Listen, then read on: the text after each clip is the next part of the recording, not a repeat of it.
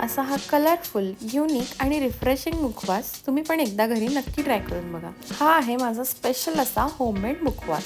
So let's start. इथे सगळ्यात आधी मी घेतलाय आवळा, बीटरूट आणि जिंजर हे सगळं किसून घेतलंय। आता हे जे आपण सगळं श्रेड करून घेतलंय हे नीट मिक्स करून घ्यायचं आणि मग त्याच्यामध्ये आपण बाकीचे इन्ग्रेडियंट्स घालून घ्यायचे। तर इथे मी घेतली आहे पिठी साखर, थोडंसं रॉक सॉल्ट, जिरा पावडर आणि एक लिंबू। इथे मी ही पिठी साखर वापरली आहे, ती आधी आपण ह्याच्यामध्ये घालून घेऊया। साखरेचं प्रमाण तुम्ही कमी जास्त करू शकता। त्यानंतर मी इथे रॉक सॉल्ट घालून घेतलंय आणि इथे आता थोडीशी मी जिरा पावडर पण घालून घेतली आहे।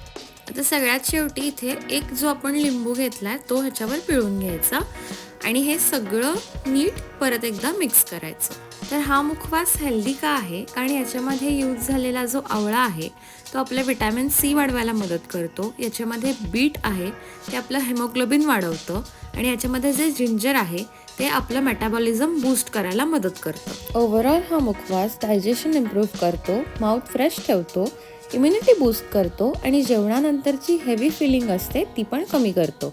आता हा जो मुखवास आहे ह्याला आपण कडक उन्हामध्ये जोवर हा कुरकुरीत होत नाही तोवर ह्याला आपण वाळवून घ्यायचंय। या आवळ्यामध्ये आणि बीटरूटमध्ये मॉइश्चर असतं, सो ह्या मुखवासला आपण कडक उन्हामध्येच वाळवायचं।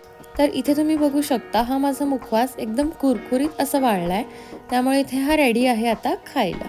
तर ही मुखवासची रेसिपी तुम्हाला कशी वाटली मला नक्की सांगा आणि अजून अशा रेसिपीजसाठी सबस्क्राईब करायला विसरू नका।